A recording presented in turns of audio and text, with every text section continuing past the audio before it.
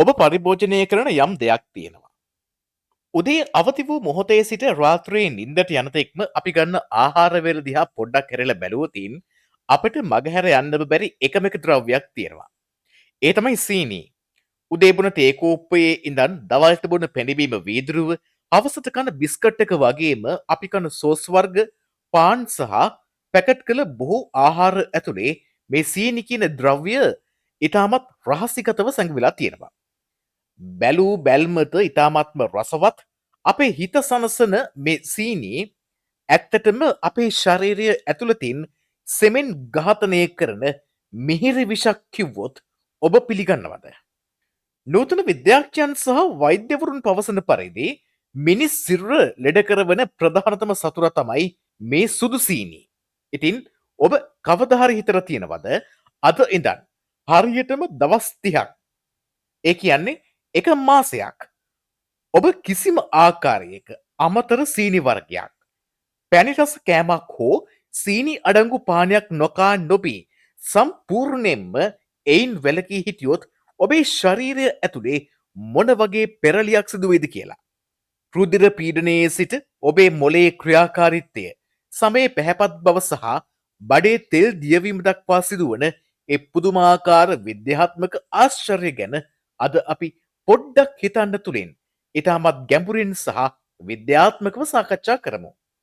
අපි මුලින්ම තේරුම් ගන්න ඕනේ ඇයි අපිට මේ සීනි මෙච්චරම කන්න හිතෙන්නේ කියලා. අපි පැණි රස කෑමක් කෑසෙනින් අපේ දිවේ තියෙන රස අංකුර මගින් මොළයට පණිවිඩයක් යවනවා.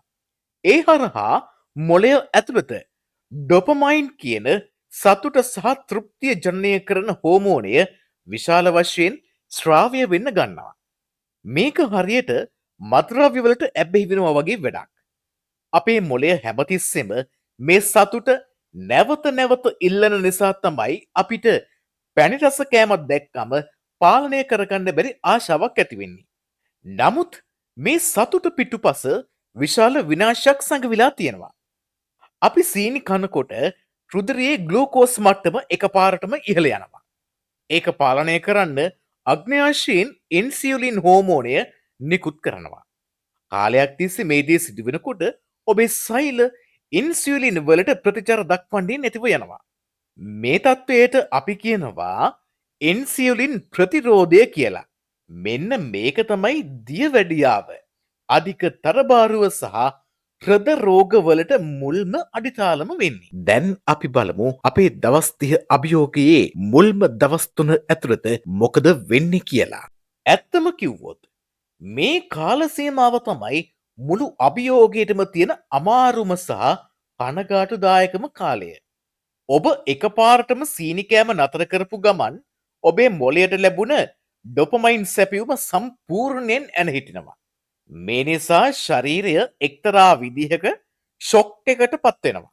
මුල්ම පැය 24ත් පැය 72ත් අතර කාලය තුල ඔබට තදින්ම හිස රදය ඇති වෙන්න පුළුවන්. ඒ වගේම දැඩි කේන්තියාම, නොසන්සුන් බව, ශරීරයට කිසිම පණක් නැති ගතියක් වගේම නිතර පැණි රස කෑමක් කන්නම ඕනේ කියන දැඩි පෙරැත්තය ඇති වෙනවා. මේ තත්ත්වය වෛද්‍ය විද්‍යාවේදී හඳුන්වන්නේ sugar withdrawal symptoms කියලා. සීනි අත්හැරීමේ රෝග ලක්ෂණ විදිහට. මෙතැනදී බොහෝ දෙනෙක් අභියෝගය අතහැරලා නැවත සීනි කන්න පෙළඹෙනවා. නමුත් ඔබ මතක තබා ගත යුතුයි මේ වෙලාවේ ඔබේ ශරීරය ඇතුලෙන් සීනි විෂ ඉවත් වෙමින් ශරීරය අලුත් පද්ධතියකට හැඩගැසෙන්න ගන්නා පළමු පියවර තමයි මේ. ඔබ සාර්ථකව මුල් දවස් 3 පසු කළොත් 4 වෙනි දවසේ ඉඳන් 7 වෙනි දවස වෙනකම් කාලය ඇතුළත ඔබේ ශරීරයට ලොකු සහනයක් දැනෙන්න ගන්නවා. වෙනදාට ඔබ අත්විඳින ෂුගර් ක්‍රෑෂ් කියන තත්ත්වය දැන් සම්පූර්ණයෙන්ම නැති වෙලා යනවා. මොකක්ද මේ ෂුගර් ක්‍රෑෂ් එකක් කියලා කියන්නේ? අපි පැණි රස කෑමක් කෑවහම ශක්තිය එකපාරටම වැඩි වෙලා පැය භාගයකින් විතර ආයෙත් ඇඟ මහන්සි වෙලා නිදිමතක් එනවා නේද? අන්නේ ඒකාකාරී නොවන ශක්ති රටාව දැන් අවසන්. ඔබේ රුධිරයේ ග්ලූකෝස් මට්ටම දැන් එකම මට්ටමක ස්ථාවරව පවතිනවා. මේ නිසා උදේ ඉඳන් හවස් වෙනකම් ශරීරයට එකම මට්ටමක පවතින ස්වාභාවික ක්‍රියාවලි ස්වාභාවික ක්‍රියාශීලී ශක්තියක් ලැබෙනවා.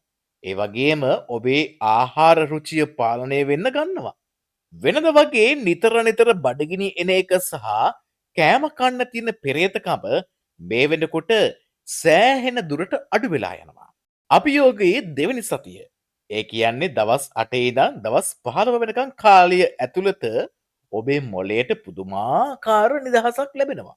අධික ලෙස සීනි භාවිත කරන අයට නිතරම අමතක වීම, අවධානය යොමු කිරීමට නොහැකි වීම සහ තීරණ ගැනීමට අපහසු වීම වැනි බ්‍රේන් ෆොග් නැත්තම් මොළයේ මීදුම් තත්ත්වයක් ඇති වෙනවා. නමුත් දැන් ඔබේ ඇඟට සීනි ලැබෙන්නේ නැති නිසා මොළයේ ඇතිවෙන ප්‍රදාහයන් නැත්තම් ඉන්ෆ්ලමේෂන් සම්පූර්ණයෙන්ම අඩු වෙනවා. විද්‍යාත්මක පරීක්ෂණ වලින් හෙළි වෙලා තියෙනවා සීනි නැතිව සති දෙකක් ගතවන විට මිනිසාගේ මතක ශක්තිය, තර්කන හැකියාව සහ ඕනම වැඩක් කෙරෙහි තබාගත හැකි අවධානය නැතම් ෆෝකස් ඉතාමත් ඉහළ මට්ටමකට පත්වන බව.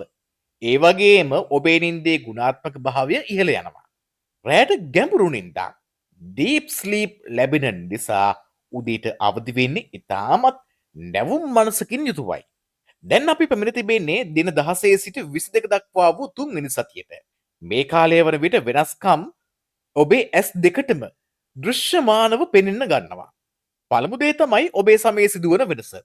විද්‍යාත්මකව බලනවා නම් සීනි ශරීරගත වූ විට ඒවා අපේ සමයේ තියෙන කොලජන් සහ ඉලාස්ටින් කියන ප්‍රෝටීන සමග බද්ධ වෙලා AGEs Advanced Glycation End Product කියන අහිතකර සංයෝගය හැදෙනවා.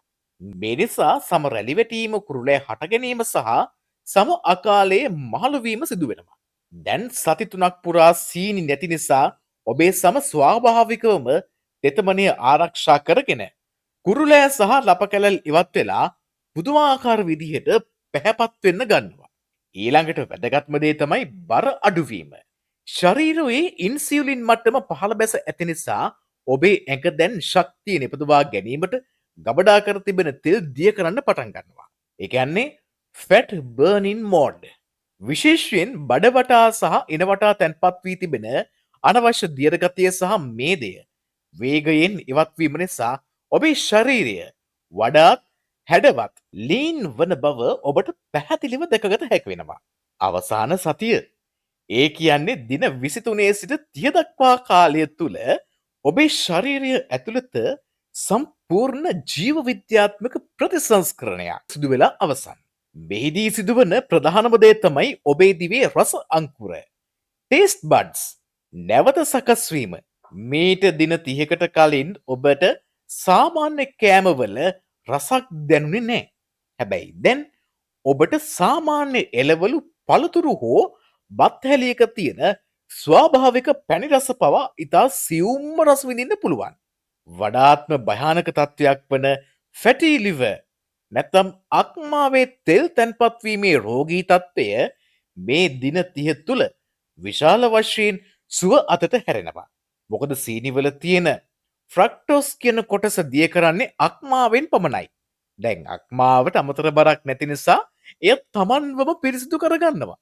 එමෙන්ම ඔබේ රුධිර පීඩනය සහ කොලෙස්ටරෝල් මට්ටම යහපත් අතට හැරීම නිසා හෘදයාබාධ වැළඳීමේ අවධානම 40%කින් විතර පහළ යනවා. දවස් 30ක් කියන්නේ ඔබේ මුළු ජීවිත කාලයෙන් ඉතාමත් පුංචි කාලයක්. හැබැයි ඒ පුංචි කාලය තුල සීනි සම්පූර්ණයෙන්ම නතර කිරීමෙන් ඔබේ ආයු කාලය වසර ගණනාවකින් වැඩි කරන්න පුළුවන් වගේම ලෙඩ රෝග නැති තරුණ ශරීරයක් හිමි කර ගන්නත් පුළුවන්. හැබැයි මතක තබා ගන්න. සීනි එකපාරටම නතර කරනවා කියන්නේ බත් අල වැනි ස්වාභාවික කාබෝහයිඩ්‍රේට් නතර කිරීම නොවෙයි. අපි නතර කළ යුත්තේ කෘතිමව එකතු කරන සුදු සීනි, පැණිබීම සහ පැණි රස කෑම වර්ග පමණයි. ඉතින් ඔබේ නිරෝගී ජීවිතය වෙනුවෙන් අද ඉඳන් මේ දවස් 30 අභියෝගය බාර ගන්න ඔබ සූදානම්ද? ඔබේ අදහස සහ ගැටලු පහලින් කමෙන්ට් කරන්න. මෙවැනිම ජීවිතයට වටිනා විද්‍යාත්මක තොරතුරු දිගටම දැනගන්න. පොඩ්ඩක් හිතන්න YouTube නාලිකාව දැන්ම සබස්ක්‍රයිබ් කරන්න. නැවතත් මීළඟ වීඩියෝවෙන් හමුවෙමු. පොඩ්ඩක් හිතන්න. මේ වැදගත් තොරතුරු ඔබේ ආදරණීයන් දැනුවත් කරන්න ෂෙයා කරන්න. අමතක කරන්න එපා.